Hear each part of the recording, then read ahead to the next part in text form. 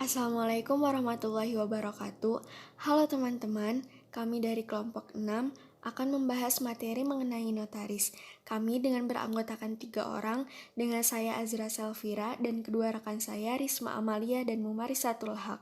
Pada pembahasan pertama ini, saya akan menjelaskan mengenai pengertian profesi notaris. Seperti yang dapat kita lihat di atas, terdapat beberapa poin mengenai pengertian profesi notaris. Pada poin pertama ini, notaris disebut sebagai suatu profesi mulia atau pejabat mulia, karena profesi notaris sangat erat hubungannya dengan kemanusiaan.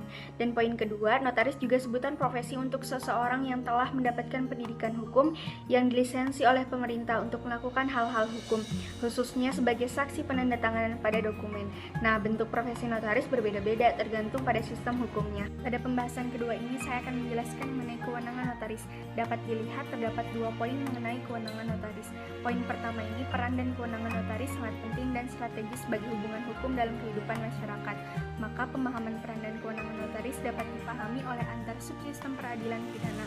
Nah, sebelum menjalankan jabatannya, notaris juga wajib mengucapkan sumpah atau janji menurut agamanya di hadapan menteri atau pejabat yang ditunjuk. Terdapat juga Undang-Undang Jabatan Notaris Nomor 30 Tahun 2004 tentang Jabatan Notaris. Dan selanjutnya mengenai tujuan kode etik profesi sebagai notaris.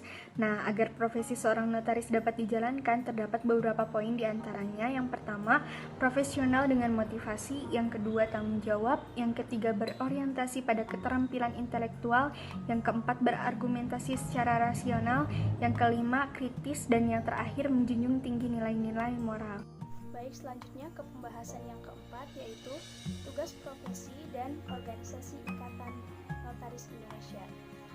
Tugas yang diemban seorang notaris itu adalah tugas yang seharusnya merupakan tugas sebuah pemerintahan, yakni hasil dari pekerjaan notaris itu mempunyai akibat hukum dan dibebani oleh kekuasaan sebuah negara. Jadi sama halnya kayak presiden yang mengurusi negaranya itu.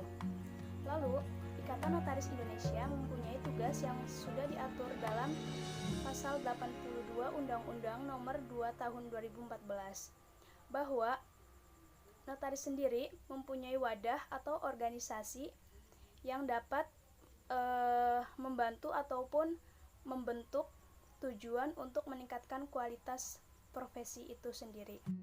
Selanjutnya ke pembahasan yang kelima mengenai akta otentik dan unsur yang wajib dipenuhi.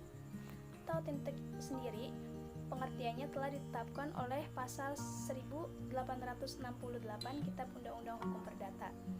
Selanjutnya, etika terhadap klien. Sebagai seorang notaris, kita harus bersikap sesuai dengan kode etik notaris, yakni harus bersikap profesionalisme, bertanggung jawab, lalu menomorduakan kepentingan pribadi. Jadi yang dinomorpertamakan itu harus kepentingan klien.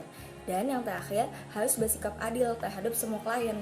Jangan memandang klien berdasarkan status sosialnya, derajatnya. Jadi perlakuan kita terhadap klien satu dengan klien yang lainnya itu harus sama. Materi yang terakhir yakni kewajiban, larangan, dan pengecualian bagi seorang notaris. Yang pertama, kewajiban bagi seorang notaris sesuai pasal 4 angka 15 Ken disebutkan bahwa seorang notaris wajib menjalankan tugas di kantornya kecuali ada alasan-alasan tertentu. Yang kedua, larangan bagi seorang notaris sesuai pasal 17 ayat 1 UU JN bahwa dikatakan notaris dilarang untuk menjalankan atau melaksanakan tugasnya di luar wewenang jabatannya, di luar wilayah jabatannya. Nah, yang ketiga, pengecualian bagi seorang notaris. Dalam pasal 19 ayat 3 UU JM disebutkan bahwa notaris tidak berwenang berturut-turut tetap menjalankan jabatan di luar tempat kedudukannya.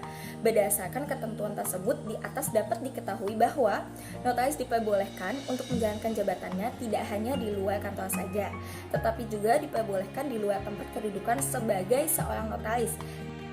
Sekian dari kelompok 6, kurang lebihnya mohon maaf. Wabillahi taufiq wa hidayah. Wassalamualaikum warahmatullahi wabarakatuh.